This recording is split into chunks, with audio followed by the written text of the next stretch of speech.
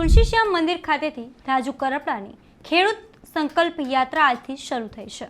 ત્યારે આ સભામાં રાજુ કરપડાએ ગોપાલ ઇટાલિયા પર નિશાન સાધ્યું છે।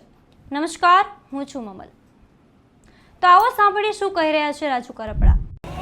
जहाँ हमारी किस्ती डूबी वहाँ विश्वास कम था। મને તો અમારા જ લૂટ્યો, જેની માટે તેને સમય ખર્ચ્યો, જેની માટે તેને પરિવારથી દૂર રહીને 5-5 વર્ષ સુધી મહેનત કરી, એમને એવું લાગ્યું કે આવી જ રીતે છેતરપિંડી કરીને રાજુ કરપડાના ભવિષ્યને ખતમ કરી નાખશું। મારું ભવિષ્ય ગુરુજ નારાયણ શ્યામ બાપાએ માં ગાત્રાડે લખ્યું છે, કોઈના બાપથી ખતમ નહીં।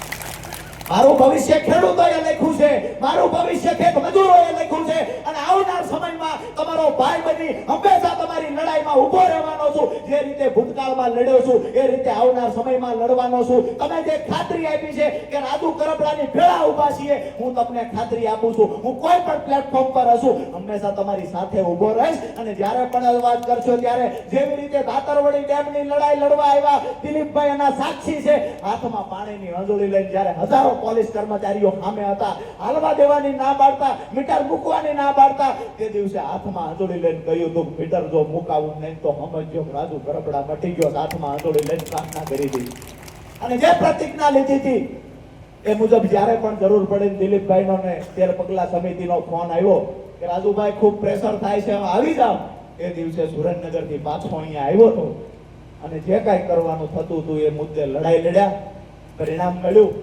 અડધડવાળી વાત આપણે કરીએ તો અડધડનો જે મુદ્દો હતો કડદા પ્રથા વાળો, દર વર્ષે વેપારીઓ દ્વારા 100 કરોડથી વધારે રૂપિયાની છેતરપિંડી થતી કડદાના માહના હેઠળ આપણો ખેડૂત લૂંટાતો હતો। આજ દિવસ સુધી ગુજરાતના ઇતિહાસમાં એક પણ નેતા એવો નહોતો કે એને ખેડૂતોની આ પીડા દેખાતી, એક પણ વ્યક્તિ એવો નહોતો જેને ખેડૂતોની પીડા દેખાતી। અરે હું જે પાર્ટીમાં હતો એ પાર્ટીના 1-2 નેતાઓ તો એવા હતા જેને વેપારીઓ સાથે સાઠગાંઠ હતી, આ મુદ્દે લડવાની પણ ના પાડતા। પણ મેં હંમેશા કહ્યું છે કે જ્યારે ખેડૂતોની વાત આવશે ત્યારે પાર્ટીને સાઈડમાં મૂકી પાર્ટીનો ખેસ શીખીતીએ ટીંગાડી અને એ દિવસે હું કહેતો ખેડૂતો માટે લડી। કોઈ પણ પાર્ટી, મારી પોતાની પાર્ટી આમ આદમી પાર્ટી જે તે સમયે હતી, એ જો ખેડૂતોનો માત્ર વોટ બેંક તરીકે ઉપયોગ કરે, એને ઉઘાડા પાડવાનું કામ એક ખેડૂતના દીકરા તરીકે મેં કર્યું છે અને તમને બધાને કહું છું કે આવનાર દિવસોમાં સહયોગ આપતા રહેજો।